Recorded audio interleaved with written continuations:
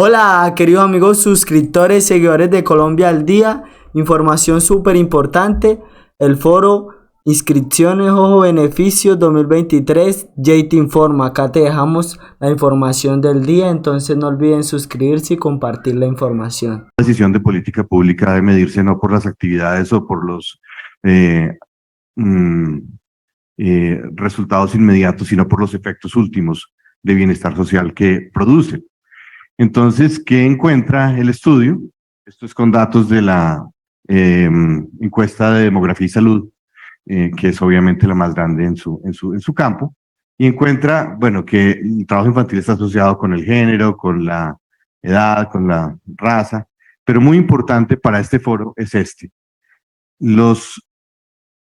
la participación en programas subsidiados de salud, de seguridad social en salud, y el número más bajo de años de escolaridad de la madre están asociados con la prevalencia de trabajo infantil. Y más aún, los resultados de estos estudios sugieren que los niños beneficiarios de los subsidios de Familias en Acción tuvieron menor probabilidad de estar trabajando y que los programas de protección social fueron más efectivos en reducir el trabajo infantil cuando estaban destinados a los quintiles más bajos de la población colombiana. Lo que esto significa, y discúlpenme que no tengo una hora para presentar todo el paper, además porque no estaba así agendado, pero es un abrebocas nada más. Lo que esto significa es, desde el punto de vista de la evidencia empírica, que los programas de salud, los programas de protección social, en particular las Familias en Acción, reducen, están asociados con la reducción de el trabajo infantil. Y primer punto. Segundo punto, no reducen de la misma manera siempre. O sea, la reducción del trabajo infantil está asociada con la direccionalidad de estos programas a los quintiles más bajos de la población colombiana. Uno diría, eso es obvio, pero pues de pronto no es tan obvio. Es simplemente un punto de partida para la discusión. Evidentemente, en toda decisión de política pública no hay una cosa buena y una cosa mala. Uno, al tomar una decisión de política pública, es multidimensional, y la medición no es cuál es el efecto de la acción A causa el efecto B. No, eso no es hacer política pública adecuadamente. Es cómo la acción A causa el efecto B en esta variable, pero de pronto causa el efecto C en esta otra, y de pronto afecta un equilibrio en otra variable. Obviamente, un paper como esto no mide todas las dimensiones del problema, pero da una indicación de que dirigir los subsidios a los quintiles más bajos de la población tiene un impacto significativo en la reducción del trabajo infantil. Esa es la brevísima introducción que yo haría. Les auguro una discusión absolutamente rica. Por los participantes, sé que así lo hará, así será. Y sin más preámbulos, la cuarta o quinta bienvenida. Esta es la casa de ustedes. Muchas gracias por venir.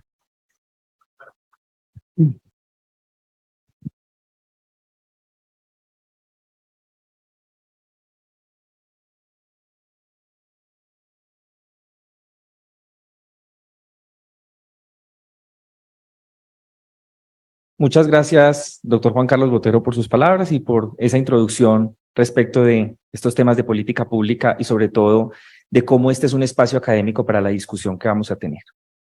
Luego de dicho esto y de pasado este primer punto del programa, pasaremos a la instalación y presentación de lo denominado Visión sobre Renta Ciudadana, a cargo del doctor Carlos Alberto Chinchilla, subdirector general de Programas y Proyectos del Departamento Administrativo para la Prosperidad Social.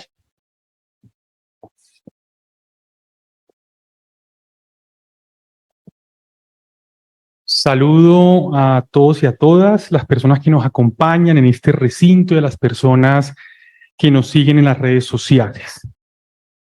Inicio por extender un caluroso saludo de parte de nuestra directora general, la doctora Cielo Rosinque, y manifestar su permanente compromiso en la creación de este tipo de espacios en los cuales se conjugan conocimientos, saberes, basados en el respeto recíproco, el planteamiento de las ideas con altura, con rigor y con pluralidad.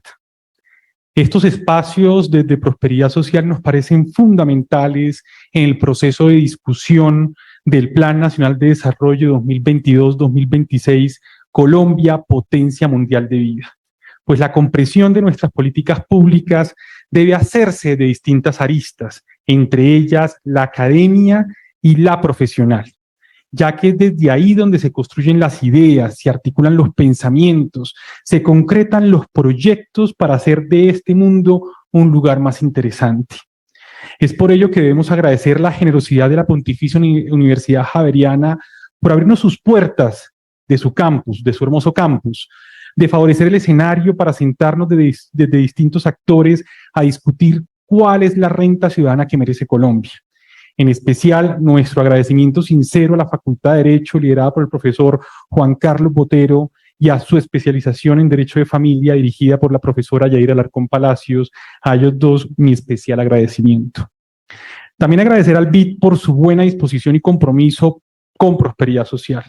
Son aliados estratégicos en la construcción de nuestros programas, siempre atentos a la colaboración y a la construcción conjunta. Nuestro especial agradecimiento a Marco Stampini. Finalmente, a la doctora Marcela Eslava, decana de la Facultad de Economía de los Andes, quien ha aceptado nuestra gentil invitación para debatir sobre transferencias monetarias en un momento tan crucial como lo es el debate de nuestro Plan Nacional de Desarrollo. Entrando en materia, tenemos que decir que Colombia es uno de los países que desde hace más de 20 años transformó el enfoque de los programas para combatir la pobreza, pues utilizan las transferencias monetarias como una de las estrategias principales, desplazando la distribución directa de alimentos y los subsidios directos a los precios de los alimentos y los servicios de primera necesidad. La idea de este cambio de paradigma es muy simple y es muy poderoso. Intervenir de forma ágil la pobreza monetaria de manera que se incentive el consumo de los hogares más pobres. De hecho, nuestra historia nos permite rememorar que los programas de transferencias monetarias existentes en el país se han construido con distintas unidades de intervención de beneficiarios, con diversidad de criterios de selección, con diferentes valores de los montos transferidos y de la temporalidad de la transferencia, incluso con distintas ópticas de la concepción sobre las condicionalidades exigidas para entregar el subsidio. Sin embargo, la ejecución de los programas actuales, no obstante nos hayan dejado como herencia una fuerte experiencia de la operatividad, de una estructura técnica, administrativa, física, institucional y de personal alrededor de las transferencias, así como la acumulación de un capital humano importante a través de las condicionalidades de salud y educación, esa ejecución de los programas nos permite concluir que en materia de superación de la pobreza y de las inequidades de los hogares, los resultados no son los esperados en atención a las inversiones que se han realizado en el país. Y la filosofía asistencialista y neoliberal de los programas terminan excluyendo a las personas en situación de pobreza del mercado laboral y las convierte en dependientes de las ayudas estatales. En efecto, el análisis de dichos resultados ha hecho necesario que repensemos la manera en la cual se debería concebir un programa de transferencias monetarias. ¿Cuáles son esos elementos para repensar? Primero, evaluar las estrategias que han utilizado la región y el mundo entero en lo que respecta a la superación de la pobreza. En especial, analizar los programas de renta básica, de ingreso mínimo garantizado, aquellos programas híbridos, entre otras experiencias exitosas y fracasos de otros hemisferios. Segundo, indagar sobre el grupo poblacional que se quiere priorizar en atención a las necesidades apremiantes y la limitante de los recursos. Tercero, revisar las evaluaciones de impacto en los comportamientos de los hogares, como lo es la reducción del trabajo infantil, lo mencionaba el decano, la desnutrición, el aumento de las inscripciones escolares en primera infancia, la progresión escolar y la reducción de la morbilidad y la mortalidad infantil, entre otros aspectos importantes que permiten la construcción de mejores sociedades. Cuarto, considerar cuáles han sido esos valores y desvalores sociales que se han construido alrededor de nuestros programas. Y finalmente, analizar qué tipo de estrategias articuladas deben acompañar la transferencia para optimizar el camino de superación de la pobreza, como lo es el de fortalecer las capacidades de las personas beneficiarias para potencializar su único activo fijo, la capacidad de trabajo y la construcción comunitaria del tejido social. Es por ello que una de las propuestas del Plan Nacional de Desarrollo 2022-2026, Colombia, Potencia Mundial de Vida, quedan claras algunas estrategias fundamentales que nos ayudan a construir un programa de transferencias monetarias. Un primer elemento es la creación del sistema de transferencias, que tengan, y permitiría por favor colocar uno de los artículos del Plan Nacional de Desarrollo. Un primer elemento es la creación del sistema de transferencias que tenga como finalidad el organizar, articular las políticas, los programas, proyectos y los recursos destinados a atender la población en situación de pobreza y vulnerabilidad. De hecho, el sistema está orientado a la entrega de transferencias monetarias en especie, lo cual se debe realizar atendiendo a criterios de permanencia sujetos a un esquema de corresponsabilidad, fortaleciendo las capacidades para el disfrute de los derechos y el acceso a las oportunidades del desarrollo en busca de una mayor movilidad social. Además, el sistema congrega los programas de transferencias en un solo instrumento, en un solo sistema, y nos permite estandarizar la operatividad de los programas que lo componen. También disminuye los costos de operación. Nos proporciona herramientas para que se atiendan de manera oportuna y unificada las necesidades territoriales y poblacionales bajo una misma lógica. También nos puede ayudar a facilitar la verificación del impacto de los programas de manera integral con objetivos concretos propuestos por el sistema, como lo son la acumulación del capital humano, la contribución a la lucha contra el hambre y el fortalecimiento del tejido social y comunitario de la población como respuesta al cumplimiento de corresponsabilidades que respetan las particularidades socioeconómicas, demográficas y territoriales.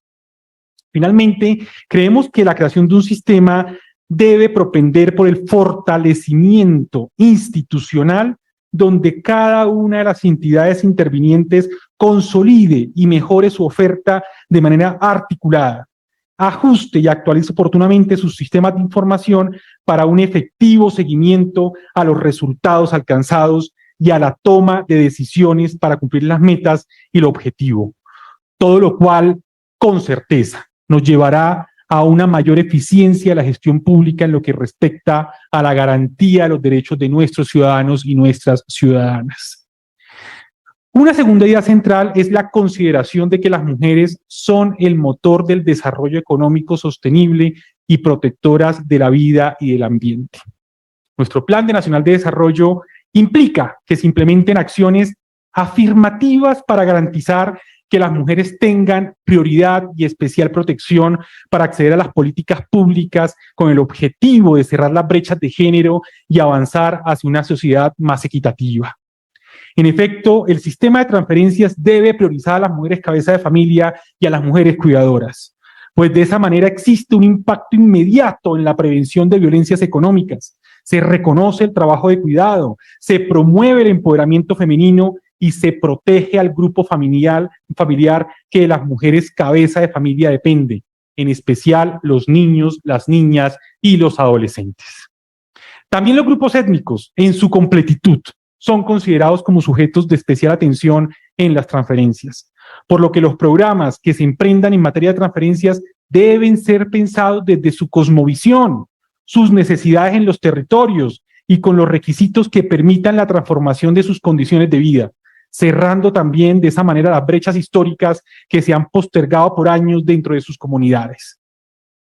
Finalmente, la tercera idea que emerge en nuestro Plan Nacional de Desarrollo es la ubicación de la transferencia monetaria dentro del sistema de protección social como pilar fundamental de la seguridad humana. Esto significa que la transferencia debe ser un instrumento enfocado en otorgar respuesta rápida a las necesidades que ponen en riesgo la calidad de vida de las y los ciudadanos, y no por el gradual y focalizada, con un enfoque de género, con un enfoque diferencial y de conformidad con el ciclo de vida de cada uno de sus integrantes y la conformación del hogar.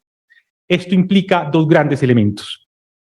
El primer elemento es el aumento del monto que recibe el hogar beneficiario, lo cual podría evitar la estigmatización, el descarte y la invisibilidad de las personas en situación de pobreza. Y en cambio, bajo una concepción humanista, podríamos permitir el ejercicio de sus derechos fundamentales, en especial el de la libertad, en un mercado que lo debe reconocer como un sujeto activo. En ese sentido, se pretende entonces un ingreso que permita la subsistencia digna, que comprenda la existencia humana desde su complejidad, lo cual exige no separar la propia existencia del sujeto de sus condiciones materiales y entender que la persona en su individualidad y tiene una relación completa con las otras personas, con su entorno, con su ambiente social, cultural, económico y moral. Precisamente, uno de los aspectos por considerar dentro de la existencia digna del ser humano es extraerlo del sufrimiento del hambre. El hambre representa el estado de la pobreza más profunda, que repercute en la existencia humana y en la dignidad personal, toda vez que el desarrollo de la capacidad para relacionarse, realizar actividades físicas, laborales e intelectuales propias de un ser humano común se ven disminuidas. Valga mencionar el reciente estudio del Plan Mundial de Alimentos, en el cual evidencia que cerca de 15.5 millones de personas, es decir, el 30% de la población colombiana, se encuentra en una situación de inseguridad alimentaria moderada y severa. Es en este escenario en el que el sistema de transferencias, en el que la renta ciudadana en particular, debe confluir dentro de un ecosistema en el que se articula con los diferentes tipos de intervenciones y beneficios para poderle ganar la batalla al hambre y a la pobreza en el país. Acá viene el segundo elemento, íntimamente relacionado con el anterior: la necesidad de repensar las corresponsabilidades a cumplir por parte de los hogares beneficiarios del programa de renta ciudadana. La premisa de la que se parte es que la pobreza no se puede reducir a las carencias materiales. Los tiempos han cambiado y la concepción de un Estado con enfoque de derechos exige una concepción más amplia de la pobreza, una concepción que implica comprender los fenómenos sociales, los problemas en materia de educación, salud y nutrición, la construcción de valores sociales orientados al fortalecimiento del espíritu y el reforzamiento de la moral de nuestras comunidades, y retomar ese carácter recio de una ética radical para que nuestros ciudadanos y ciudadanas rechacen la corrupción, la pereza, el ocio sin sentido y el facilismo como formas de vida. Sobre este punto es importante tener presente que el cumplimiento de las condicionalidades no es una carga solo del beneficiario, es un compromiso serio por parte del Estado de crear los escenarios propicios para cumplirlas, lo cual, en últimas, es una forma de tutelar los derechos primarios de nuestros ciudadanos y ciudadanas en lo que corresponde al trabajo, a la salud, a la casa y la educación. Sabemos que tenemos desafíos y creo que este es el objetivo del foro. ¿Cuáles son esos desafíos sin ánimo de exhaustividad? Renta ciudadana no puede ser el único instrumento para superar la pobreza. Los ingresos entregados que superan las líneas de pobreza deben acompañarse de una educación financiera, de una política seria de inserción laboral y de claras corresponsabilidades que permitan el fortalecimiento del tejido social, comunitario e individual, en especial de los hogares que hacen parte de los grupos relegados históricamente, como son los hogares encabezados por las mujeres, las víctimas del conflicto armado, los indígenas, las comunidades negras, las comunidades afrodescendientes, palenqueras y rom. También debemos tener claros los objetivos de la política pública de manera que no se diseminen y se pierdan en la operatividad y en la entrega de un simple subsidio. Debemos robustecer los sistemas de focalización y monitoreo, por una parte para asegurar la transparencia y la eficiencia del sistema, y por otra para que los recursos lleguen a las personas y las poblaciones más necesitadas, lo cual se logra mediante la reducción de los errores de inclusión y de exclusión de los beneficiarios. Y finalmente, pensar en las nuevas condicionalidades que respeten las particularidades de la Colombia profunda, las condiciones socioculturales, ambientales, demográficas y económicos de nuestros territorios, sin olvidar, por supuesto, la necesidad de crear una generación que rompa con la transmisión intergeneracional de la pobreza mediante la garantía de sus derechos fundamentales de los beneficiarios de nuestros programas.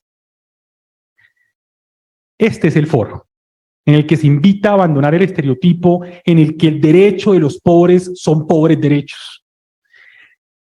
El derecho de los pobres son pobres derechos en cuanto la victoria de la pobreza ha transformado la concepción y la dinámica de los derechos, en el sentido en que se le niega o se le reduce la dignidad y la humanidad a la misma persona. Es hora de abandonar ese estereotipo. Acá tenemos expertos en el tema que enriquecerán nuestro debate. Sus comentarios y sobre todo sus advertencias serán siempre guías para la mejor toma de decisiones. Siguiendo la invitación de Duflo en su libro Repensar la pobreza, creo que este escenario nos permitirá hablar de problemas del mundo con algunas soluciones factibles para evitar la parálisis debido a la ignorancia, la ideología radicalizada y la inercia. Y por el contrario, debemos construir soluciones que nos permitan garantizar nuestro progreso.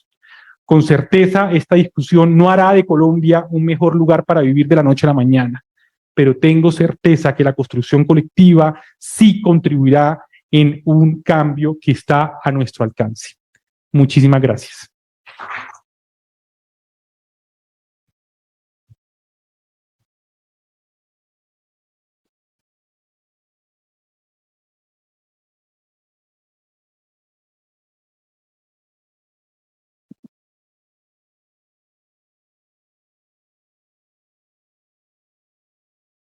Muchísimas gracias, doctor Carlos Alberto Chinchilla, por esa presentación relacionada con la intención de esta política pública y en particular la de renta ciudadana.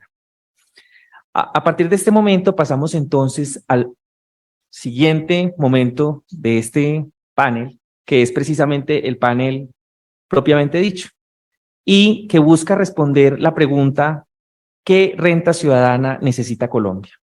Para ello, invitamos a las dos personas que estarán a cargo de ese panel para que nos acompañen acá junto con el doctor Carlos Alberto Chinchilla en esta parte de adelante para poder tener esta conversación. El doctor Carlos Alberto Chinchilla, que acaba de, digamos, hacer esta presentación, la decana de la Facultad de Economía de la Universidad de los Andes, la doctora Marcela Eslava, y el doctor Marco Stampini, quien es líder especialista de protección social del Banco Interamericano de Desarrollo. En primer lugar, respecto de ese panel, sí, por favor, adelante. Quería proceder a presentar nuestros dos panelistas.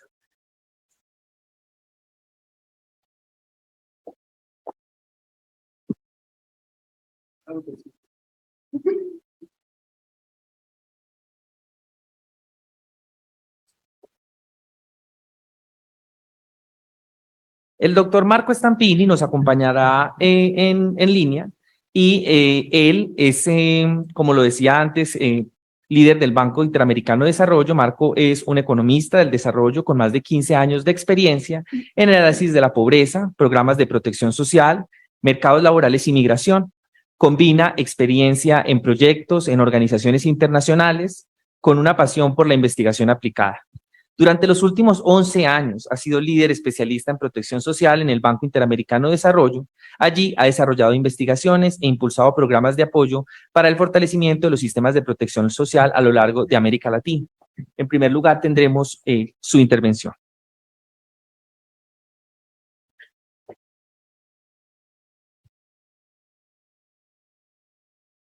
Gracias a la Universidad Javeriana y al Gobierno de Colombia por la invitación. Voy a compartir mi pantalla.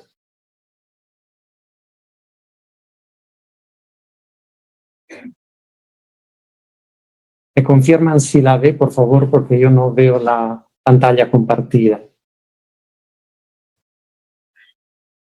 Sí, señora, aquí estamos viendo. Muy bien, gracias. Entonces, yo quiero hacer algunas consideraciones sobre los programas de transferencias monetarias no contributivas en Colombia con una comparación internacional.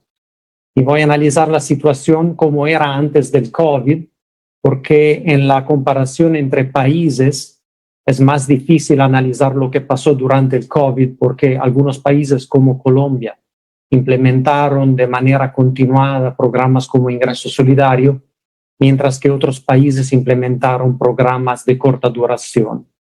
Y el análisis de Colombia considera 3 programas: Familias en Acción, Jóvenes en Acción y Colombia Mayor. El primer dato que quiero mostrarle es relativo al número de beneficiarios dividido por el número de personas en situación de pobreza. Y el primer resultado es que este ratio en Colombia es relativamente bajo. Es decir, si dividimos el número de beneficiarios, que consideramos todos los miembros de hogares donde al menos una persona recibe un programa, lo dividimos por el número de personas en pobreza, este ratio en Colombia es de alrededor del 70%. Es un valor relativamente bajo si consideramos que en muchos países de la región de América Latina y el Caribe, este ratio es de 1 o más. El segundo dato es la cobertura de las personas que están en una situación de pobreza. Es decir, si los programas fueran perfectamente focalizados, se podría lograr una cobertura de 70% en Colombia. Pero desafortunadamente en ningún país los programas son perfectamente focalizados. Primero, sabemos que cuando hacemos pruebas de medios con proxy, esto siempre conlleva un error estadístico. Segundo, la calidad de la focalización empeora en el tiempo. Es decir, aun si un hogar era pobre y estaba correctamente clasificado cuando entró en el programa, después de un rato puede ser que la dinámica de la pobreza haya determinado que este hogar haya salido de la pobreza, pero sigue encontrándose en el patrón de beneficiarios, en el padrón. Entonces, en Colombia, cuando dividimos el número de beneficiarios que son pobres por el número de personas que están en pobreza, el ratio es 44%. Significa que solo el 44% de la población en situación de pobreza vive en un hogar que recibe al menos uno de los programas mencionados.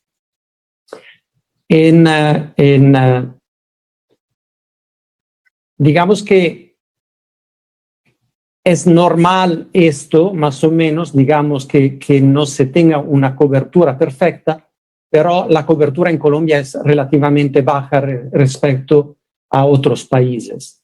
Dado los errores de focalización que todos los países incurren, para lograr un alto nivel de cobertura es necesario tener un alto número de beneficiarios. Y un alto número de beneficiarios viene inevitablemente con una filtración de los beneficios a hogares que están afuera de la pobreza. Tenemos en todos los países una correlación positiva entre la cobertura de la población en pobreza y el nivel de filtración a hogares que no son en pobreza. Entonces, hay una tensión entre los dos objetivos de cubrir a la población en pobreza y no tener filtración. Tercer resultado es relativo al monto de la transferencia y aquí lo consideramos dividido por la brecha de la pobreza. En Colombia, el valor de las transferencias es alrededor del 20% de la brecha de la pobreza en los hogares beneficiarios. En verdad, en ningún país los programas se ponen el objetivo de eliminar completamente la pobreza. Normalmente se conciben estos programas como un mecanismo de alivio. También algunas personas piensan que la transferencia debe ser suficiente para cambiar el comportamiento y generar, por ejemplo, asistencia escolar o en salud. Entonces hay una tensión entre el presupuesto que se gasta y el impacto que se tiene inmediatamente en la pobreza. También hay una preocupación de algunos que si el monto de la transferencia es muy alto, se genera un incentivo negativo a la participación laboral o a la formalidad del empleo. En verdad, la literatura muestra que en la mayoría de los casos no existe este incentivo negativo al empleo. Sin embargo, los tomadores de decisiones de política quedan preocupados por esto, pero en Colombia queda el facto que el monto de la transferencia relativamente al nivel de la brecha es bajo comparado con otros países. Y con base en este mini diagnóstico, quería empezar a hacer algunas consideraciones sobre los programas. La primera pregunta es sobre la posibilidad de aumentar el monto según la brecha de la pobreza y la conformación del hogar. Diría que como observamos que en Colombia, antes del COVID, que significa, si comparamos con familias en acción, el número de beneficiarios era relativamente bajo y el monto de la transferencia también era bajo en términos absolutos y comparado con otros países, hay espacio para aumentar el número de beneficiarios y también el monto de las transferencias. También tiene sentido pensar en montos diferenciados, es decir, una transferencia más alta para los hogares que se encuentran en situación de pobreza extrema y un monto más bajo para los hogares que se encuentran en una situación de pobreza moderada. El segundo tema es la temporalidad de los beneficios. Entonces, así como tiene sentido pagar una transferencia más alta a los hogares en pobreza extrema y una transferencia más baja a los hogares en pobreza moderada, tiene sentido proporcionar la duración del beneficio al tipo de pobreza y pensar en un programa que tiene duración más larga para aquellos hogares que están en una situación de pobreza crónica o estructural y una transferencia más corta para hogares que están en una situación de pobreza temporánea o transitoria. En verdad, no sabemos exactamente cuáles hogares están en una situación de pobreza estructural y cuáles en una situación de pobreza transitoria porque hay poca disponibilidad de datos longitudinales. Pero la literatura nos dice que alrededor del 90% de la pobreza extrema es crónica y más de la mitad de la pobreza moderada es transitoria. Entonces, puede tener sentido pensar en un programa que puede ser el único, pero donde hogares clasificados en pobreza extremas tienen una transferencia más alta y por una más larga duración, por ejemplo, con recertificación cada 5 años. Y los hogares que están en pobreza moderada tengan una transferencia más baja y una recertificación más frecuente, por ejemplo, cada año o cada 2 años.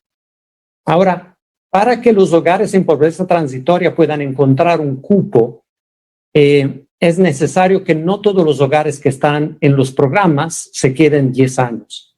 Es decir, si el padrón se renova cada 10 años, los hogares que han entrado recién en pobreza no van a encontrar un cupo, van a entrar en una lista de espera y así corren el riesgo de acumular sus activos y entrar en pobreza estructural.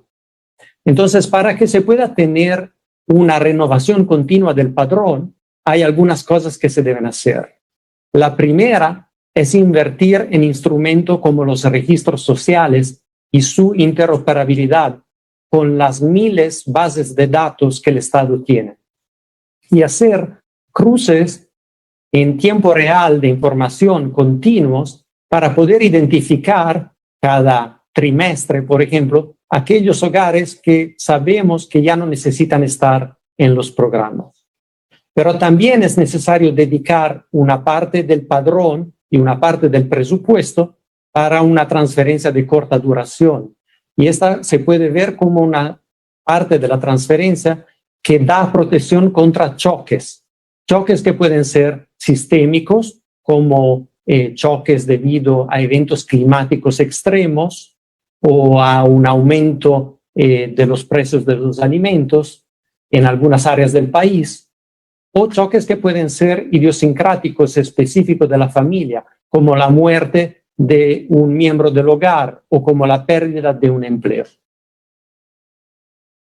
La tercera pregunta es sobre condicionalidades. ¿Qué condicionalidades se necesitan? Entonces, si tenemos una parte de los programas que son para hogares en pobreza transitoria, transferencias de corta duración, puede ser que para estos hogares no querramos poner condicionalidades. O si la pobreza de estos hogares se debe a la pérdida de un empleo, puede haber una condicionalidad ligada a la formación profesional, a la reinserción en el mundo del trabajo de la persona adulta del hogar. En contraste, para aquellos hogares que están en una situación de pobreza estructural, tiene sentido mantener condicionalidades relacionadas con el desarrollo del capital humano de los niños. Pero aquí debemos hacer una consideración. Quizás que no ha habido suficiente dinamismo, ha habido una inercia en las condicionalidades que los programas mantienen desde su creación hace 20 años. Por ejemplo, en algunos países se mantiene la condicionalidad en la asistencia en escuela primaria cuando esta ya es universal. En contraste, hay otras áreas donde quizás debemos poner un poco más de énfasis. Por ejemplo, hoy en día sabemos la importancia fundamental del desarrollo infantil temprano. Sabemos que es importante hacer una atención integral a la primera infancia desde una edad muy temprana, desde la ventana de los 1000 días, desde el nacimiento. Y entonces, si no se hace esto, cuando el niño entra en escuela primaria, y un niño de un hogar en pobreza puede tener un atraso en desarrollo cognitivo que equivale casi a un año o más de educación perdida. Y este atraso puede no recuperarse. Entonces, quizá puede tener sentido vincular la condición de los programas de transferencias monetarias con asistencia a iniciativas de desarrollo infantil temprano, por ejemplo, asistencia en centros donde hay centros o programas de apoyo parental donde los centros no existen. Al mismo tiempo, puede tener sentido poner mayor énfasis en retención escolar en secundaria o en transición entre secundaria y terciaria o en la transición de la escuela al trabajo. Pero aquí quiero hacer una precisación que para mí es fundamental y es relativa a la percepción de algunos que, a pesar del hecho que hemos implementado programas de transferencias monetarias condicionadas durante 20 años, los hogares siguen siendo pobres. Y los niños de los hogares que han beneficiado son hogares pobres ahora que son adultos y que, digamos, no hay esta movilidad intergeneracional y no hemos logrado quebrar la transmisión intergeneracional de la pobreza. Y la consideración es sobre la calidad de los servicios que reciben la población en pobreza. En general, en la región no se ha invertido suficientemente en estos servicios. Quedan importantes brechas en la calidad de los servicios de salud. Hay brechas en los servicios de desarrollo infantil. Hay brecha en la calidad de la educación que reciben los hogares en pobreza, los hogares beneficiarios de transferencia. Y yo siempre digo, no puedo esperar la movilidad social que observo en otras partes del mundo hasta cuando los niños de hogares beneficiarios de transferencias han podido recibir una educación de una calidad similar a aquella que recibí yo o aquella que recibieron las personas que están asistiendo en el auditorio a este evento. Esta reducción en la desigualdad de los servicios de salud y de los servicios de educación es fundamental para lograr los objetivos de movilidad social que están asociados al pago de transferencias condicionales. Y aquí el cuarto tema es relativo a cómo fortalecer el capital social comunitario. No puedo dar una respuesta, solo voy a dar una idea. Quizás que si el enfoque debe ser en mejorar la calidad de los servicios, puede tener sentido involucrar a las comunidades en la mejora de estos servicios. Claramente se necesita inversión del Estado, claramente se necesita apoyo técnico, pero estas comunidades muy probablemente saben las brechas en la calidad de los servicios de salud, en los servicios de desarrollo infantil, en los servicios de educación, en los servicios de inserción laboral y pueden participar en mejorar la calidad de estos servicios, fortaleciendo el capital comunitario. Gracias.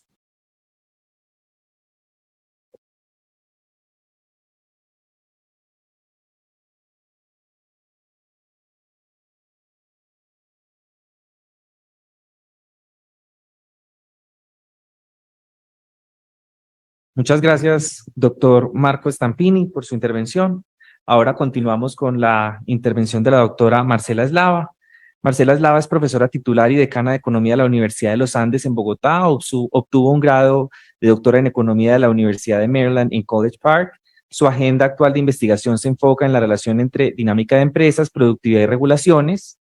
Investigaciones suyas han sido utilizadas como insumo en la discusión de políticas públicas en diferentes instancias internacionales y han sido publicadas en prestigiosas revistas académicas internacionales. Es Fellow de Econometric Society e International Economic Association. Ha sido elegida como vicepresidente de la Asociación de Economistas de Latinoamérica y el Caribe y su próxima presidente 2024-2025. Es miembro del Consejo de Administración del Research Institute for Development, Growth and Economic y ha participado en múltiples comités y misiones de análisis de temas de política pública y producción de estadísticas para el gobierno colombiano. Le damos la bienvenida y muchas gracias.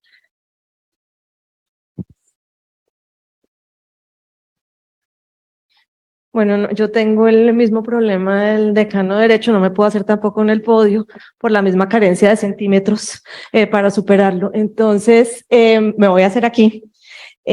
Muchas gracias por la invitación al Departamento de Prosperidad Social. Es para mí un gran honor estar aquí y poder compartirles mis impresiones sobre lo que hoy nos estuvo contando el subdirector, lo que he leído en el Plan Nacional de Desarrollo, lo que veo en las bases del plan y en la discusión.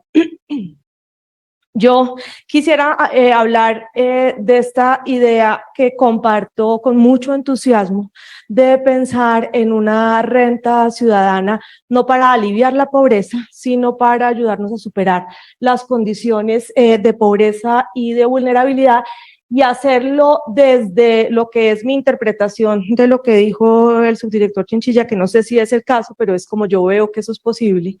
Y hacerlo desde proyectos de vida satisfactorios. El subdirector Chinchilla hablaba de el respeto integral del ser humano y creo que esa es la expresión que esto toma en el contexto del cual estamos conversando aquí. No pasa.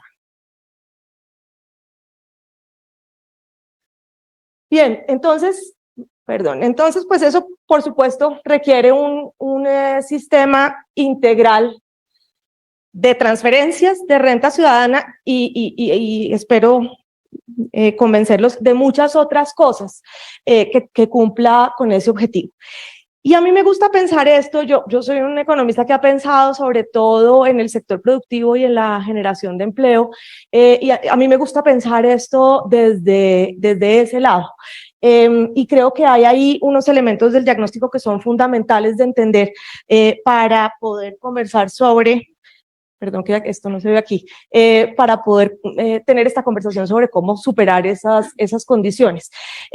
Parto de pensar en cómo caracterizamos esta población, en particular desde cómo se insertan al aparato productivo y desde dónde generan sus ingresos. Y pensarlo desde cómo se vería un mundo, no el mundo al que estamos aspirando el año entrante, ni en 4 años, ni en 6, sino cómo se vería el mundo al que deberíamos dirigirnos en mucho más tiempo para poder generar esas condiciones. Aquí hay una manera de verlo. Aquí tenemos a los ocupados colombianos, esta gente que sí tiene trabajo, así es que aquí solo hay un pedazo de la gente que está en las condiciones que se quieren focalizar acá. Pero estos son todos los ocupados colombianos por decil de ingreso. La población en pobreza, dependiendo de en qué año miremos, esto era para 2019, pero por supuesto está en los deciles inferiores e infortunadamente en varios de esos deciles inferiores. Y desde el punto de vista de generación de ingresos, pues ahí están muy concentrados en 2 tipos de proyectos productivos. Una proporción gigantesca, en el decil 1 más del 80%, son personas que trabajan por cuenta propia. Y el resto están típicamente en micronegocios y microempresas. Si por el contrario me voy al otro lado, ahí hay una distribución mucho más repartida entre los distintos tipos de empresas, muchas de las personas en los deciles superiores, en empresas de alto número de trabajadores, incluso algunas en empresas muy grandes. Eso para decir el tipo de unidades productivas en que uno trabaja está, por supuesto, muy relacionado con su nivel de ingreso. Aquí, de nuevo, para 2019, en pesos corrientes, en miles de pesos corrientes, los ingresos para distintas categorías, y claro, hay una pendiente muy pronunciada con el tamaño de la empresa en la cual uno trabaja.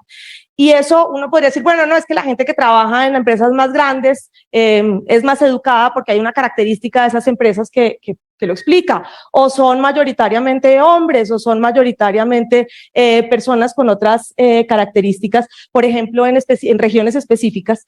Entonces, lo que les muestro aquí es que aún si uno iguala características individuales entendidas aquí, en particular como el género, la edad, la región en la cual está ubicada la persona, su localización geográfica, en este caso el nivel es departamento, pero con municipio, aunque la pendiente se achica, no se achica mucho. Si además de eso igualo años de educación, si además de eso igualo ocupación al nivel que me lo permite ver la encuesta de hogares, si además de eso igualo rama de actividad, permanece una cierta pendiente, es decir, aún para gente con todas esas características, importa mucho la empresa en la cual trabaja. En la encuesta de hogares lo único que sé de la empresa es ese tamaño, o la empresa, el negocio en el cual a la cual está vinculado. Y aunque se reduce de manera muy pronunciada, la pendiente sigue siendo una cosa muy importante. Déjenme destacar que el paso más importante en reducción de esa pendiente, desde la primera hasta la última grupo de barras, es la igualación de los años de educación. Tenemos aquí una brecha entre los cuentapropistas típicos y la gente en empresas de más de 100 empleados, que es más o menos, es más que duplicar, es como multiplicar como por 2.5, pasando de acá a acá el ingreso. Y cuando me paro en igualar años de educación, esa brecha se reduce a algo que se acerca al doble, pero sigue siendo muy grande y más o menos se queda por ese lado después de hacer estas otras igualaciones. Entonces, esto todo para decir que muy asociado a la condición de bajos ingresos, y por supuesto eso no es la única fuente de desigualdad que nos preocupa, pero es una muy importante como se destacó al inicio de esta discusión. Si esa es la condición que queremos superar, parece que hay algo atado muy cercanamente a dónde y cómo trabajo y a las características de esos negocios. Ahora, eso también es muy claro si miro a través de países. Aquí de un proyecto de investigación sobre desigualdad en el mundo en el que estamos, con Marcela Meléndez, con Nicolás Urdaneta, otras personas de distintas instituciones. Y quería mostrarles por un lado que si yo pienso ya no en los ingresos de las personas, sino el ingreso per cápita de los países, fíjense que Colombia se parece a América Latina en tener muy pocas personas en unidades productivas de 10 o más trabajadores. Y eso es muy distinto de lo que pasa en todos estos comparadores de aquí, que son comparadores de ingreso per cápita alto. En todos estos países, incluyendo los que están aquí en esta barrita más chiquita, son los de la Unión Europea, la parte baja de ingreso per cápita de la Unión Europea. España, Portugal, Grecia, países más o menos en ese nivel de ingresos. Y aún en esos países, casi el 60% de la población ocupada está en empresas organizadas entre 10 o más trabajadores. En otros países se acerca al 80%, es el caso de Estados Unidos, es el caso de Japón, en donde esa concentración es muy grande. Así es que hay algo muy relacionado de nuevo con la estructura del sector productivo.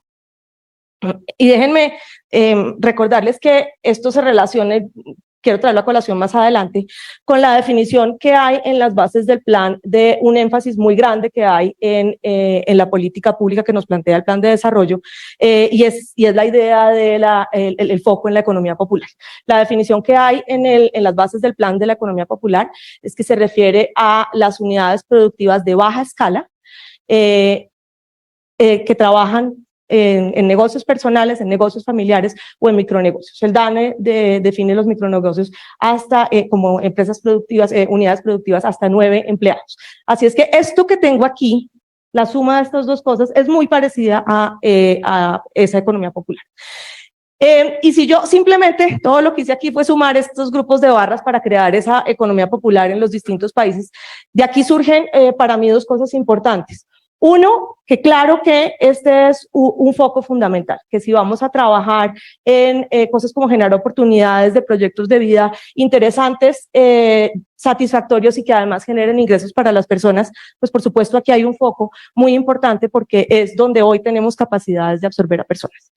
Pero dos, que si algún día voy a transitar en el mediano plazo, en el largo plazo, a una conformación del aparato productivo que sea capaz de ayudarle a las personas a efectivamente tener unos niveles de ingreso satisfactorios, parecidos a los de países de niveles más altos de ingreso per cápita, como los ejemplos que di hace un rato, niveles de ingreso como los que tienen hoy personas en los deciles superiores de ingreso en Colombia.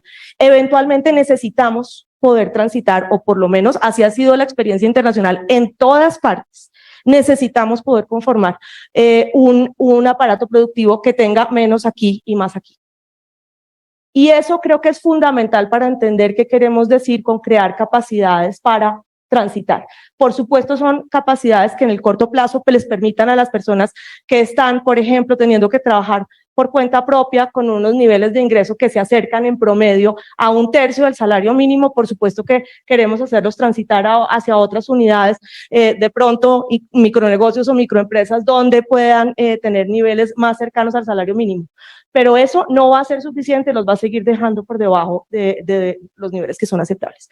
Así es que todo esto para decir que aquí la ambición que se nos planteó al inicio de la sesión, que yo creo que es la ambición que debemos tener, la de pensar en un sistema de transferencias, si solo estamos hablando del sistema de transferencias, que les permita a las personas hacer ese tránsito de capacidades y esa creación de proyectos de vida. Si queremos hacer eso, es imposible pensarlo solo desde el sistema de transferencias y necesitamos una visión articulada que tome todavía más pasos de los que hemos conversado aquí. Déjenme solo decir que como pues la renta ciudadana seguramente tiene un papel muy importante en eso, pero como decía, pues hay otras muchas cosas. Déjenme ahora enfocarme, tratar de aterrizar todo esto a lo que yo veo en el planteamiento del Plan Nacional de Desarrollo, a lo que yo veo en sus bases y a lo que yo veo en lo que nos contó hoy el subdirector Chinchilla sobre, en particular, qué pasa con la renta ciudadana. Articulado con el resto que está ahí. Hay otros tipos de transferencias pensadas, hay un énfasis muy grande, como discutía en el apoyo a la economía popular, hay una política de trabajo digno, no está aquí mencionada todavía, pero hay una noción de lo que se llama en parte de esas bases la reindustrialización, que si la entiendo bien es simplemente la idea de pasar de extracción y producción primaria a todas las formas distintas de producción, no solamente la industria. ¿Cómo pensamos este sistema como un todo? Entonces, por supuesto, mis comentarios hoy están enfocados en pensar en la renta ciudadana, pero de nuevo con un énfasis en que todo esto tiene que articularse y pensarse de manera conjunta si vamos a apuntarle a esa ambición que es muy compleja, pero que es muy de aplaudir que nos planteó el subdirector, en mi opinión. Muy en concreto, yo que veo que necesita una renta ciudadana que tenga esas características. Creo que tiene que tener un elemento fundamental y es integrar las diferentes transferencias. ¿Por qué lo tiene que tener? Para poder encaminarnos a ese objetivo de superar las condiciones que nos tienen tan atrapados, con tanta gente atrapada en condiciones de pobreza y vulnerabilidad. Es por eso que debería integrarse. Y creo que eso es muy positivo en el plan, porque de manera directa nos pusieron aquí una diapositiva gigantesca que decía, vamos a integrar ese sistema. Creo que eso es muy positivo. Lo que yo todavía no veo tan claro, lo veo mucho más claro en lo que nos plantearon hoy al inicio de la sesión, que en lo que veo escrito en el plan o incluso en las bases del plan, es que la lógica de esa articulación sea efectivamente la lógica de la transición y hacia afuera de esa condición, de esas condiciones de pobreza, vulnerabilidad y pobres proyectos de vida. Y déjenme completar para discutir por qué, dónde es que estoy viendo esos huecos. El otro elemento fundamental, como ya esbocé, es que no puede ser solito, es que se tiene que articular con el resto de elementos de la política, que aquí estoy llamando ampliamente la política para el desarrollo. Y déjenme ahorita presentarles una visión más amplia de dónde está esto. Para mí eso está todavía por construirse, creo que es uno de los grandes retos, y eso no tiene que ver con este plan de desarrollo ni con este gobierno, es la dificultad gigantesca que enfrentamos siempre. Yo creo haberla conversado con toda certeza hace 4 años cuando entró otro gobierno, con otra institución, con otro organismo gubernamental, y seguramente antes de eso en otras instancias, porque tiene la dificultad de que estos distintos elementos de la política pues están en cabeza de distintos ministerios, de otras instituciones, y eso hace que sea casi imposible concebirlas como un sistema. La necesidad de articulación, de que haya una responsabilidad por fuera de cada una de estas organizaciones, del DPS, pero también del Ministerio de Industria y Comercio, pero también del Ministerio de Trabajo, la necesidad de esa visión por fuera que articule todos estos elementos y que los haga coherentes los unos con los otros y no solamente existentes cada uno por su propia naturaleza, es absolutamente fundamental. Quisiera pensar en uno que permite transitar fuera de la vulnerabilidad y la pobreza sin una cosa que es, para mi gusto, fundamental: pérdidas abruptas del bienestar a la salida del sistema. Nos decía ahora Marco Stampini, nos hablaba de la preocupación porque los subsidios a los hogares y a las personas generen desestímulos de participación laboral, y nos hablaba de una evidencia que no parece soportar mucho esa hipótesis. Sin embargo, sí hay otra evidencia, de pronto habrá el momento de charlar con Marco, a ver si es que tenemos distintas lecturas de la literatura o si estamos enfocados en frentes distintos. Sí hay otros análisis que muestran cómo este tipo de programas han generado en distintos países de América Latina desincentivos a transitar al empleo formal. Y la preocupación de que parte de eso pueda tener que ver con que en el momento en que transito al empleo formal, ustedes les comenté más o menos dónde están los niveles de ingresos en los distintos deciles. Si al transitar al empleo formal, literalmente me estoy pasando a ganarme 1.160.000 pesos. Entonces, pues yo venía de una situación que estaba muy por debajo de eso, tenía una asistencia del gobierno en esta transferencia, y ese pedacito pues se va, porque yo me paso a 1.160.000, me paso a los deciles superiores de ingresos, salí de la población elegible. Y ahí hay una preocupación gigantesca, no solamente por si la gente prefiere quedarse con la transferencia, es que realmente hay una pérdida muy importante. Pero hay otra dificultad adicional, y es que si yo de verdad vengo de la población que estaba siendo favorecida y me voy a pasar a ese 1.160.000 pesos, yo podía estarme ganando por mi propia cuenta, sin contar lo que me estaba pasando el gobierno, 300.000 pesos, a veces 500.000 pesos. Y eso es un reflejo de mis capacidades productivas. De pronto, si entro en una unidad productiva que le pone otras cosas, me pone otros empleados al lado, gente con la que soy complementaria, una organización gerencial que dirige el trabajo de una manera que lo hace más eficaz, de pronto pues ya no puedo generarme 300.000 pesos, de pronto más. Pero la brecha entre 300.000 o 500.000 o 700.000 y 1.160.000 es enorme. Así es que no hay solo un problema desde el lado de la oferta laboral, sino también desde la demanda laboral. ¿A cuál es la empresa o el negocio al que yo con mis capacidades le voy a generar por lo menos ese 1.160.000 pesos de ingreso extra para que me lo pague a mí? De tal manera que, pues también en este tránsito voy a tener que pensar si de pronto puedo mantener algunos de esos beneficios, no tanto para generar mi ingreso a mí, sino de pronto también para apalancar que me puedan dar ese empleo. De manera muy precisa estoy pensando en cosas como que ese otro componente de la política que está planteado en el Plan Nacional de Desarrollo, que es el apoyo, el incentivo a la generación de nuevos empleos, pueda apalancarse en este subsidio que tengo aquí para decir, ¿sabe que usted le estábamos pasando 500.000 pesos? Ya no le paso 500.000 pesos porque usted se va a pasar a ganar un salario muy bueno, pero para que usted se lo pueda ganar, a mí me va a tocar de pronto ponerle, de pronto incluso los 500.000 pesos a una empresa, de tal manera que usted pueda generar un enganche, y por supuesto eso necesitaría ir acompañado de unas condiciones que permitan que eventualmente podamos ir saliendo de ahí y esta no sea la misma asistencia perenne. Y por último, una renta ciudadana tendría que estar encaminada a generar capacidades justamente para ir cerrando esa brecha entre las capacidades que muchas de estas personas hoy tienen y aquellas que serían necesarias para poder pasar a ese mundo en el cual yo me imagino mucha más gente trabajando en un sector productivo muy robusto. Hay mucho en lo que nos dijeron hoy a la entrada a este foro, mucho en lo que está escrito en el plan de desarrollo que tiene este énfasis, y eso a mí me parece supremamente importante, y quisiera subrayar cuán contenta estoy de ver eso. Veo muy claro que en la generación de capacidades se habla de apoyarse en los servicios que hay, fortalecer los servicios que hay para pasar a esas capacidades. Veo que hay unas condicionalidades que ayudan. Está escrito en el plan, en las bases del plan, perdón, está especificado que cuando dicen condicionadas se refieren a la condicionalidad de los niños de asistir al colegio. Esa es la única que está ahí especificada.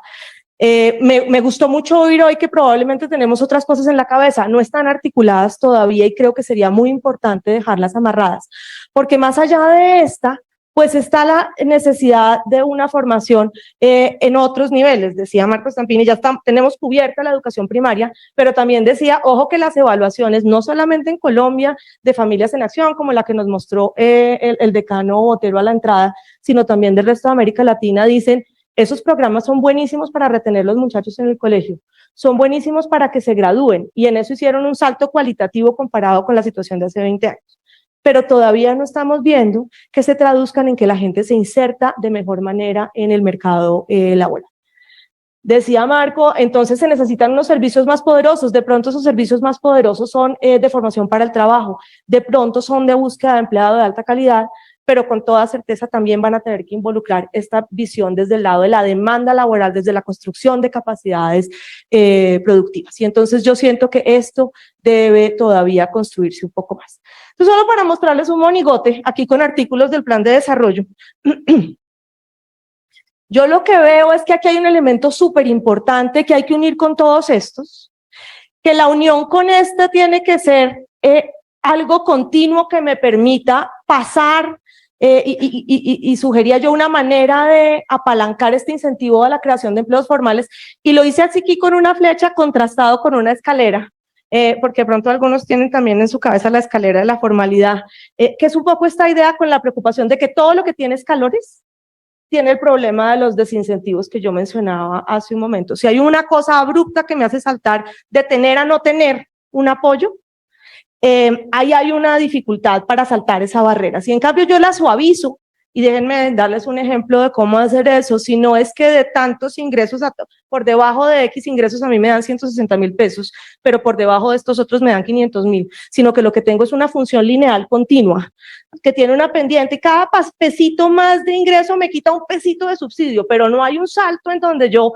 pasar de por inventarme cualquier cosa, de 500.000 a 501.000 pesos de ingreso, entonces ya pierdo 100.000 pesos de subsidio, pues nadie va a declarar y algunos no siquiera darán el salto de los 500 a los 501.000 pesos. Entonces, bueno, este es un elemento. Pero aquí está muy importante este tema de la economía popular, porque ahí hay otro elemento que puede ser muy poderoso y también puede ser muy peligroso en esta ambición de transición.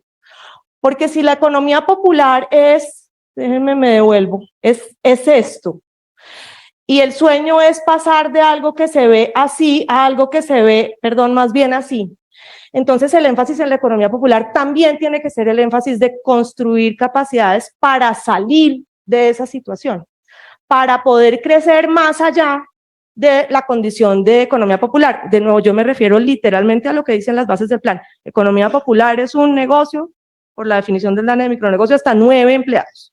Si yo lo que quiero es lograr generar unas capacidades que me lleven a transitar fuera de eso, creo que el primer paso es que es fundamental que eso sea transparente, que cuando digo economía popular y fomento a la economía popular, no es el fomento a la persistencia de la economía popular para siempre, es el fomento a las capacidades dentro de lo que hoy es economía popular para que eventualmente esa economía popular transite a tener lo que tienen estas unidades de aquí, y es capacidad de generar empleo, y generar empleo que, como vimos en la primera correlación con los niveles de ingreso, es un empleo más decente, un empleo más poderoso. Y lo mismo con el tema de política pública de trabajo digno y decente. Todo lo que dice ahí es de aplaudir, pero genera de nuevo la preocupación de si es consistente con esto. Estas unidades están en capacidad de generar hoy trabajo digno y decente como lo definimos en nuestras normas laborales. ¿Cómo hago para transitar todo esto a que sea un sistema conjunto? Y ahí, por supuesto, la formación para el trabajo es fundamental. Mil gracias.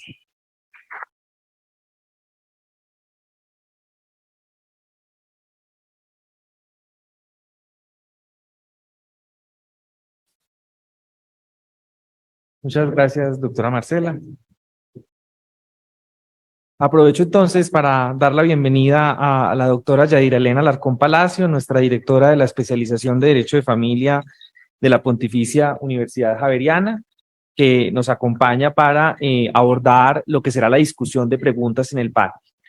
Al respecto, tenemos desde el punto de vista práctico en el salón unos códigos QR en los extremos que pueden observar, donde pueden enviar algunas preguntas para que nosotros aquí pues podamos, digamos, integrarlas y que podamos tener esa pequeña discusión aquí para que luego la directora cierre. Qué pena si les toca ponerse de pie, podemos parar 2 segundos para que puedan tomar el código QR si es que alguno quiere enviarnos las preguntas.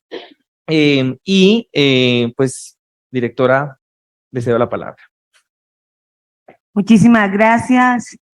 Me disculpo por la llegada, estamos en una actividad en Vicerrectoría Académica, pero tenía que atender esta invitación que hemos provocado desde Prosperidad Social y desde la especialización en Derecho de Familia de la Pontificia Universidad Javeriana para discutir este tema tan sensible a nivel social. Muchísimas gracias en tu nombre, señor presidente, por considerarnos para debatir estas ideas y por supuesto a todo el equipo que ha hecho posible este evento.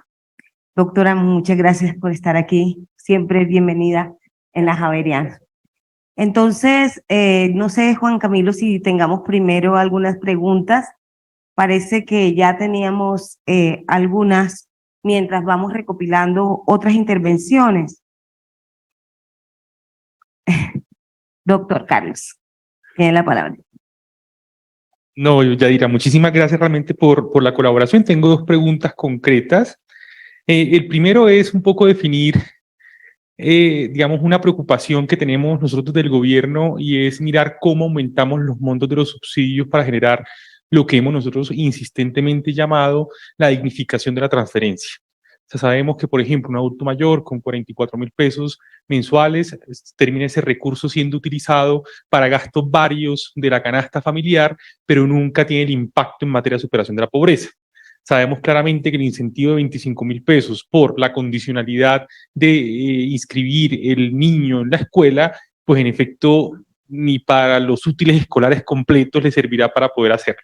Entonces, tenemos esa grande preocupación y la apuesta del señor presidente, del presidente Gustavo Petro, era siempre decir cómo podemos dignificar, es decir, impactar fundamentalmente un grupo de la población particular, que en este punto serían las madres, cabeza de hogar, prevalentemente, que se encuentran en situación de pobreza extrema y pobreza a través de digamos, un ingreso que supere en algunos casos 1 y en otros casos 2 líneas de pobreza. Entonces, aquí veo que hay una grande, digamos, discusión, y vos lo pusiste a consideración durante la exposición, la doctora Marcela, donde, digamos, Marco considera en la literatura que ha revisado especialmente que no hay ese desincentivo al empleo. O sea, es decir, que subir el monto tal vez no va a generar una trampa al desempleo, un poco lo que entendí. En cambio, de tu parte, se considera que puede ser, en materia de la formalización laboral, puede ser, digamos, bastante fuerte. Entonces, me gustaría, digamos, ahondar en ese punto porque es una preocupación que nos genera. Al comienzo quedé tranquilo con Marc y luego volví a generar preocupación con Marcela.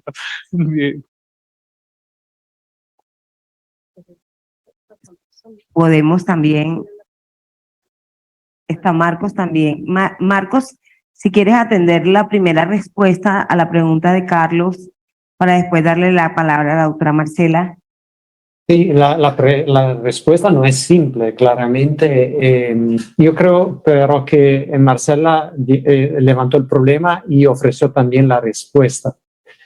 Es decir, un beneficio que no sea con escalón, pero que sea lineal y más bajo para aquellos hogares que están más cerca de del umbral de elegibilidad y mucho más alto para aquellos que están más lejos de la línea de elegibilidad, reduce el desincentivo a la formalidad o a cualquier cosa. Primero, no creo que se deba pensar que si un hogar tiene un miembro que está empleado en el sector formal, deba salir del programa de transferencia monetaria.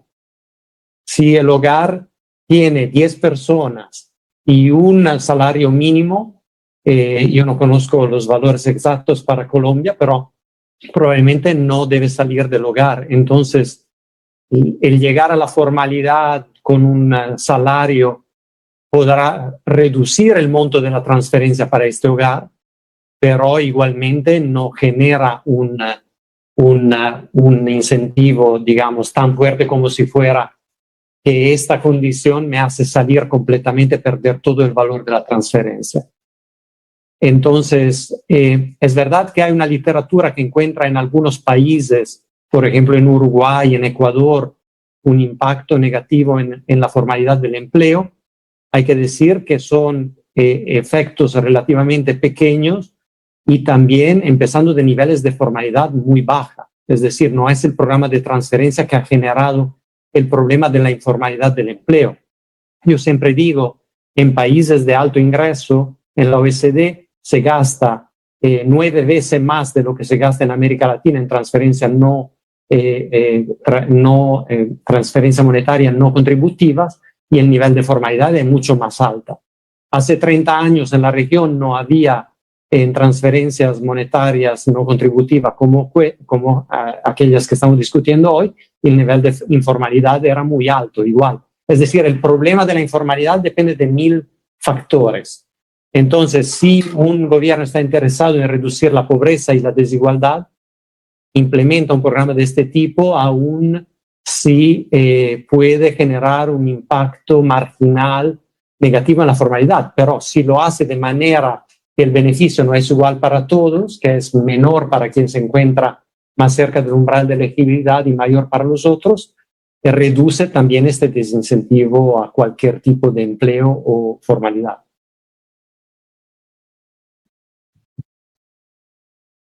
Gracias, doctora Marcela.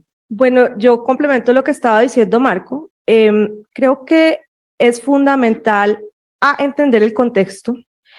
Este es un país no de esos de ingresos más altos, y es un país que tiene una peculiaridad, incluso comparado con el resto de países de América Latina, en la brecha que hay entre las personas típicamente receptoras de estos programas y la formalidad.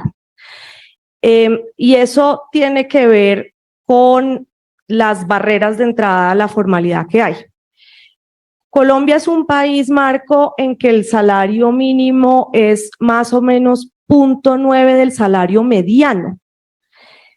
Y según cálculos del DANE, por esa misma razón, casi el 50% de los ocupados está por debajo del salario mínimo. Como dentro de la formalidad usted no se puede ganar menos del salario mínimo.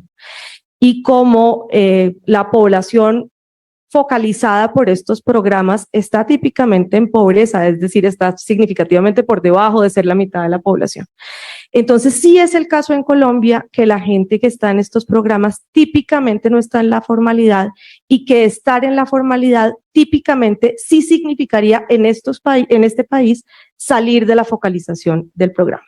Porque, de nuevo, estaríamos hablando, por supuesto, del ejemplo que dio Marco es extremo de una familia con 10 personas y una sola que se gana el salario mínimo. Seguramente en el ejemplo que dio Marco se cumpliría que esa familia es focalizada, pero en la mayoría de casos, en un hogar típico, con una persona que se gana el salario formal, pues sí estaríamos fuera de los rangos focalizados. Entonces ahí hay una característica particular del caso colombiano que hace que la dificultad para combinar la formalidad con con estos subsidios sea mayor que la que hay en otros lugares. Ahora, concuerdo con Marco en la respuesta fundamental. Yo sí creo que un sistema suavizado que conduce, que no genera una brecha gigantesca y que se articula con otros programas para permitir ese paso, que es lo que traté de delinear en mi grafiquito, solucionaría esa dificultad. Como dice Marco, la literatura es variada, tiene distintos resultados y con mucho gusto les hacemos llegar, digamos, lo que hemos recogido nosotros de evidencias en distintas direcciones. Con los temas de mercado laboral, creo que es muy importante hacer comparaciones con países que se parecen, porque los resultados, por ejemplo, sobre efectos de incrementos del salario mínimo son muy distintos dependiendo de usted, de dónde se pare usted. Y ahí entender la brecha entre las capacidades productivas de las personas que están en estos programas y aquellas que serían consistentes con poder hacer ese tránsito es fundamental. Y por último volvería a resaltar algo que dije antes. A mí sí me preocupa el desincentivo a la oferta laboral formal, pero me parece incluso de segundo orden con respecto a la dificultad del enganche formal desde el punto de vista de la demanda laboral de quienes deberían contratarlos, porque precisamente esa brecha es así de gigantesca. Entonces aquí estamos hablando de la situación hipotetiquísima, en que a alguien con estos 500,000 pesos extras de subsidio, que es una persona que tendría que tener un nivel de ingreso muy bajo, alguien más venga y le ofrezca un empleo con salario mínimo. Me preocupa más que reciba esa oferta a que diga que no. Me preocupa que diga que no por las razones que acabo de decir, pero me parece más difícil que reciba esa oferta. Y ahí es donde creo que hay que articular todo esto con el resto de elementos. Muchísimas gracias. Bueno, yo tengo aquí en mis apuntes 3 preguntas, digamos que están dirigidas, así que las voy a hacer en este orden. Para el doctor Marcos, se pregunta si se asegura que las transferencias monetarias no es suficiente, ¿qué les ha faltado? ¿De qué adolecen esas transferencias monetarias?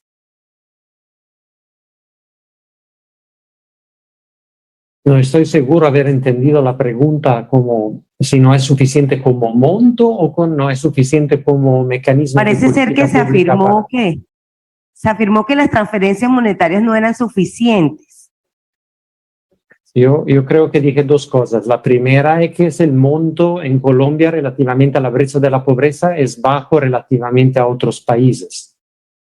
La segunda cosa que dije es que no puede ser suficiente la política que se ha hecho en toda la región de pagar una transferencia monetaria, pero no potenciar la calidad de los servicios que recibían estos hogares para pensar que se pueda lograr la movilidad social. Y si miran a los datos de desigualdad en aprendizaje, de pruebas estandarizadas entre la población, en particular para la población en pobreza, queda una enorme brecha en el aprendizaje y esto se debe a muchas razones, en la calidad de los servicios que reciben. Por ejemplo, en estudios cualitativos de hogares beneficiarios de transferencias monetarias en México, se ha encontrado que venir de un hogar en situación de pobreza al momento de entrar en la escuela ya equivale a tener casi una dificultad de aprendizaje relativamente a otros estudiantes. Esto requiere un enfoque en la enseñanza diferencial, pero no existe este tipo de servicio. Entonces, el niño que se siente a veces discriminado porque no está aprendiendo tanto cuanto se esperaría, sigue acumulando un rezago en el aprendizaje hasta que abandona la escuela. Esto era la evidencia de un estudio cualitativo donde 1 millón de niños y adolescentes en México, a pesar de ser elegibles para el programa de transferencias monetarias, habían abandonado este programa, abandonando la escuela. No es porque no estaban interesados en estudiar, pero es porque no encontraban el tipo de enseñanza y apoyo que necesitaban. Creo que eso es el punto principal de insuficiencia de la política en general para estos hogares que quería hacer hoy. Gracias. Muchísimas gracias para el doctor Carlos Chinchilla. ¿Pueden darnos ejemplos concretos de acciones afirmativas adicionales a la titularidad femenina para cerrar las brechas de género en el programa de renta ciudadana? Bueno, dentro del Plan Nacional de Desarrollo, en las mismas bases del plan, como lo mencionaba, colocar a la mujer dentro del centro de la política pública implica que tengamos acciones afirmativas. Estas acciones afirmativas comienzan a crearse fundamentalmente en el derecho laboral, donde se generaban distintas cuotas específicas para que la mujer fuera incorporada al mundo laboral. Poco a poco, digamos, la misma Corte Constitucional ha venido ampliando las protecciones en materia de esas acciones afirmativas a la mujer. Creo que efectivamente el hecho de entregar el subsidio focalizando a la mujer, que es cabeza de hogar, se está haciendo una acción afirmativa muy importante. Como bien lo hemos mencionado acá, el sistema de transferencias no puede ser la única acción afirmativa que se hace para volver a la mujer el centro de esa política pública. Es indispensable la articulación de la política del Estado, como bien lo menciona Marco y lo ha mencionado varias veces la profesora Marcela, es cómo hacemos para poder mejorar la calidad de la oferta pública del Estado, cómo hacemos para poder articular los sistemas de información y cómo robustecemos el registro social de hogares, porque solamente es hasta ahí que sabemos efectivamente si el Estado está cumpliendo con la garantía de los derechos fundamentales de las mujeres y en particular evitar las brechas de género que hoy por hoy se presentan dentro del país. Muchísimas gracias. ¿Se escucha? Sí. Volvemos con la doctora Marcela. Doctora Marcela, respecto a la economía popular, al enfocarse en micronegocios, menos de 9 empleados, ¿debe priorizarse también sectores productivos específicos o ampliarlos a cualquier sector económico? Yo tengo la dificultad de que no he acabado de entender cuál es el norte que se le pretende dar a la política de apoyo a la economía popular, como dije en mi intervención hace un momento. Yo les conté cuál sería el foco que a mí me gustaría que tuviera esa política en el sentido de considerar que es aquel que sería más consistente con transitar a un mundo en el que una fracción más grande de la población colombiana tiene proyectos de vida que son a la vez satisfactorios y buenos generadores de ingreso.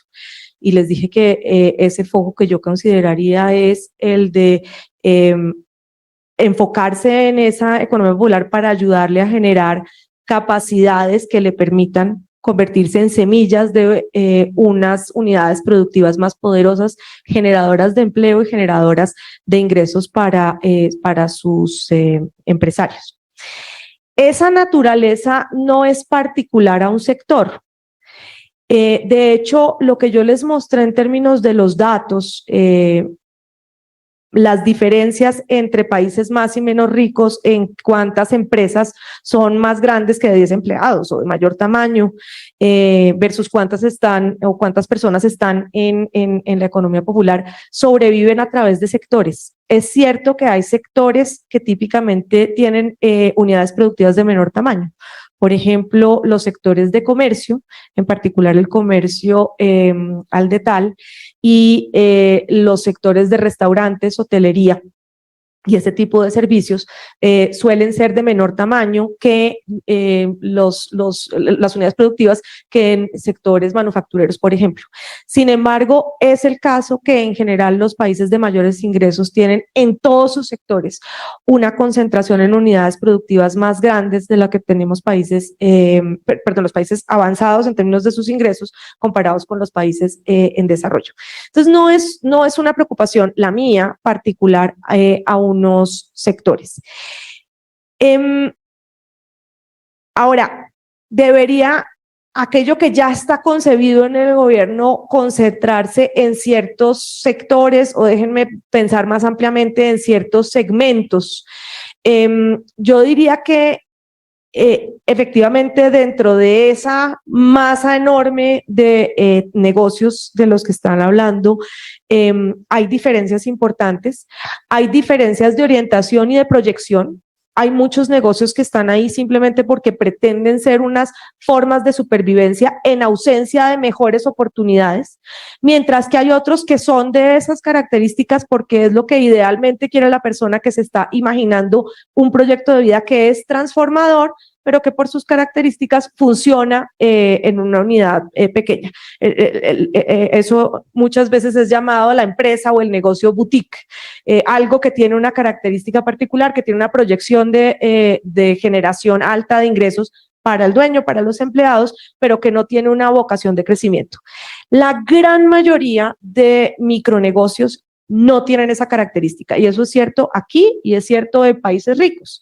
La gran mayoría de micronegocios no tiene esa vocación de crecimiento, y entonces sí siento que hay una necesidad de ser más transparentes o aclarar mejor cuál es el norte de la política y entender segmentos diferenciales, unos que tendrían potencialidad de crecimiento si la política se enfocara como yo dije que consideraba que era su norte ideal, y otras que no tienen esa característica y que de pronto necesitan enfocarse no para crearle unas capacidades para las cuales no tienen potencialidad, sino de pronto para transitar fuera de esos micronegocios a negocios que ya están constituidos y que sean más poderosos. Por supuesto, eso requiere que haya más de estos últimos, y por eso también la articulación con la política que en el plan se llama de reindustrialización es muy importante.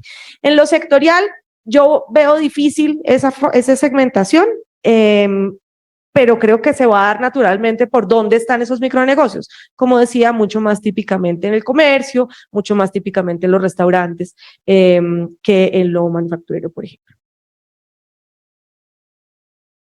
Muchísimas gracias. Bueno, yo creo que voy a hacer una última pregunta y dado que estaba aquí el gobierno, pues vamos a hacerle más preguntas porque me parece que estamos todos esperando una ampliación del objetivo de todo esto, ¿no? Entonces, ¿cómo garantizar una inclusión financiera real y sostenible a través de la renta ciudadana, doctor Carlos? Creo que con el perdón de tuyo, Yaira, voy a pasarle esa pregunta a Marcela y a Marco, porque creo que hoy por hoy ese es un gran desafío. Mirar, digamos, con los montos que se pueden aproximar a cerca de los 500.000 pesos. De pronto, el gráfico que mostraba Marco, que Colombia con estos 500.000 pesos alcanzaría casi lo mismo que estaría entregando Chile y Argentina en materia de transferencias monetarias, si bien con la evaluación del peso un poco ha sido mejor con un dólar más bajito, pero digamos con la evaluación del peso, nos vamos a acercar a los montos que tiene Chile y Argentina. Este monto en Colombia es significativo y puede servir específicamente, sobre todo en este primer periodo de transición, cuando por debido a los limitantes que tenemos en Familias en Acción para poder hacer los pagos que nos toca hacer los bimensuales, el monto de $1 millón es una persona que se encuentra en situación de pobreza extrema y pobreza moderada, puede ser muy significativo en un municipio. Y eso puede significar siempre, como un poco lo estabas mencionando vos, un capital semilla. Entonces, el apalancamiento de poder vincular a ese hogar o a esas personas con su capacidad de trabajo, con su capacidad de construcción de tejido social y comunitario va a ser muy importante. Y ahí va a ser muy importante cómo el sistema financiero colabora en esa inserción en materia de bancarización y en materia, por ejemplo, del microcrédito, que es muy importante. Una preocupación muy grande que tenemos desde el gobierno es cómo evitamos, por ejemplo, que la persona que reciba los montos un viernes no termine en cuentas de los prestamistas gota a gota, y no más bien que sea un recurso que sea invertido en esa creación de ese proyecto de vida satisfactorio. En ese sentido, Yaira, con tu venia, le traslado la pregunta a Marco y a Marcela. Algo se pronuncia. Así que, doctora Marcela.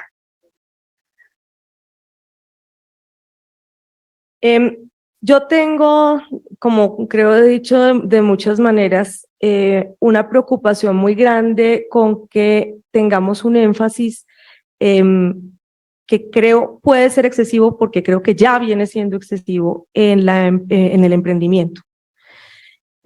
Justamente porque lo que vemos es que la gran mayoría de emprendimientos que toman esa característica de micronegocios no son una alternativa de generación de ingresos poderosa y no se convierten en ella. La gran mayoría de micronegocios no transita a ninguna parte. Y no es suficiente pensar en que un extensionismo tecnológico, por ejemplo, el acompañamiento para fortalecer esa empresa, lo va a hacer crecer. Para empezar, por la capacidad estatal de cualquier estado para llegarle a un número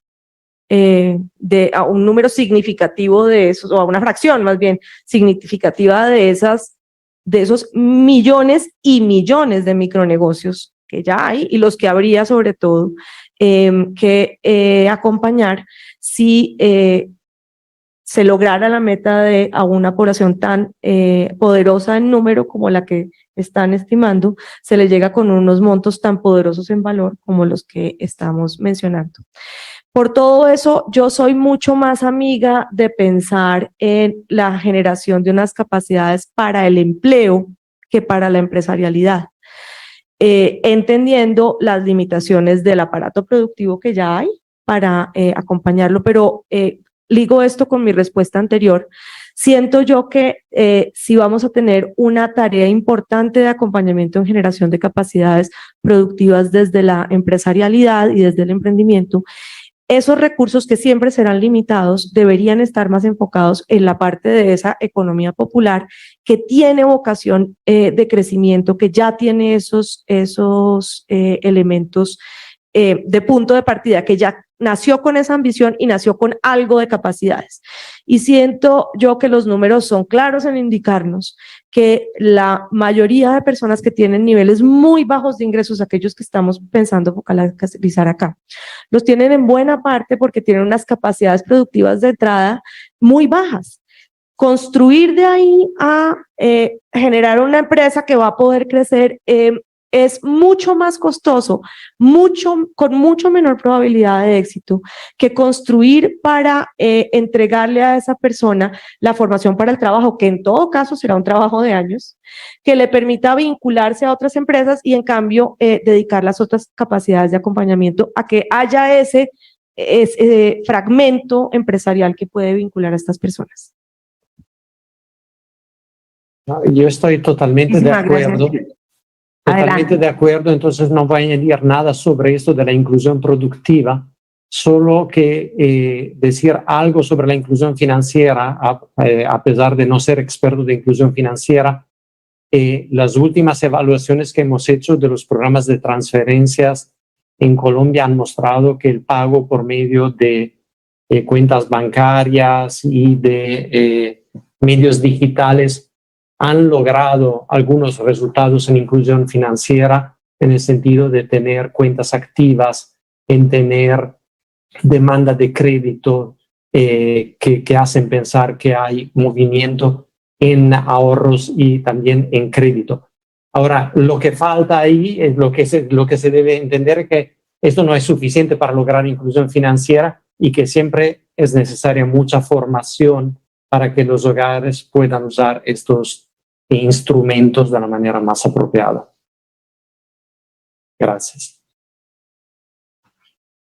Muchas gracias. Bueno, pues yo, para continuar y cerrar la agenda, voy a pronunciarme sobre algunas ideas que hemos construido desde la especialización en Derecho de Familia de aquí de la Pontificia Universidad Javeriana, que como ustedes saben, especialmente el doctor César, el doctor Carlos, hemos tenido la inquietud de apoyar estas discusiones de alto nivel sobre la renta ciudadana porque ocupa precisamente el futuro de las familias en Colombia.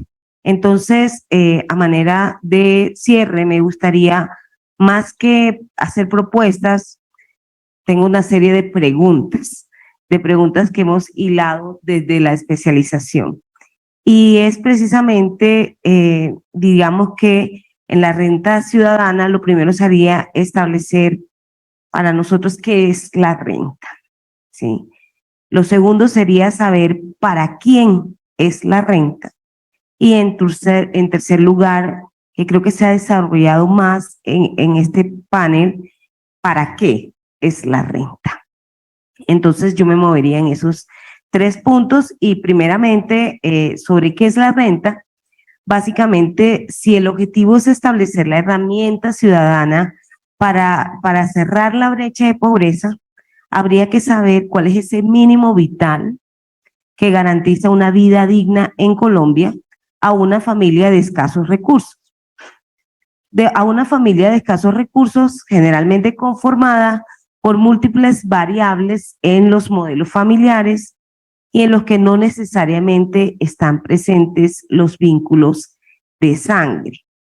Entonces, si lo que estamos hablando es de vida digna, tenemos nosotros ya un concepto de qué es una renta básica adecuada para el mínimo vital en Colombia. Ya sabemos cuál es esa respuesta para decir nuestro mínimo vital sería este y por eso la renta lleva ese fundamento, ese monto y a eso es a lo que responde, a esa vida digna. Estaríamos allí en esa primera pregunta. Por ejemplo, en el para quién o a quiénes va dirigido, tiene mucho que ver con la primera pregunta, porque en un mismo hogar, a lo que llamamos familia colombiana, las personas que habitan bajo el mismo techo pueden tener allí una familia biológica, una familia de crianza, una familia extensa, una familia monoparental o varias familias monoparentales dentro de un mismo hogar.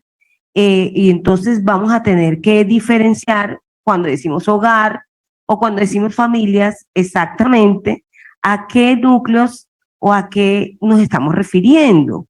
Ahí me parece que se pueden presentar unas imprecisiones. Incluso hay algunas experiencias internacionales en las que le dan una renta a los hombres y a las mujeres y no utilizan, digamos que el concepto de familia o el concepto de hogar, que me parecería que sería un modelo muy ajeno al nuestro.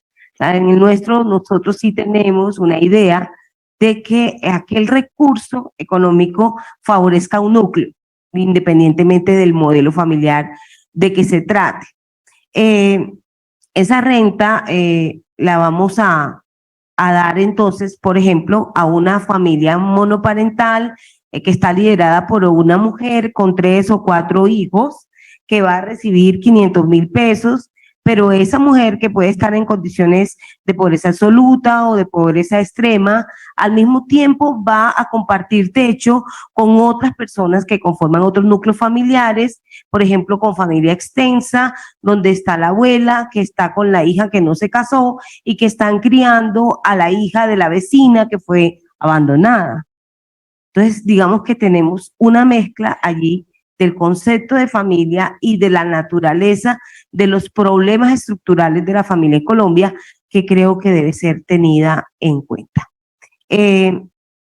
Entonces, allí estaríamos hablando que podemos con esa renta mínima apostar a varios núcleos familiares en el mismo hogar y que eso no debería ser mal visto, en mi opinión, si se puede identificar los diferentes núcleos, porque es que estamos hablando de hacinamiento. Lo que estamos hablando en pobreza extrema no es de esa familia nuclear pensada en 2 progenitores y 2 hijos, sino estamos hablando de hacinamiento. Entonces, creo yo que es uno de los factores que nosotros propondríamos tener en cuenta. Además de qué es la renta, para quién es la renta, ¿para qué es la renta? Digamos que en este tercer punto, que es lo que creo que hemos escuchado más hoy, me perdonan la imprecisión porque no seguí completamente las intervenciones, creería yo que hay varias alternativas, pero la primera de ellas podría ser la de atender con ese digamos, subsidio económico, con esa renta, podríamos atender, por ejemplo, la idea de que las personas coman al día. O sea, estamos pensando es que la persona pueda comer 1 o 2 veces al día. ¿Cuántas personas van a comer al día? ¿Cuánto se espera que coman? Y si lo que estamos pensando es en los niveles nutricionales.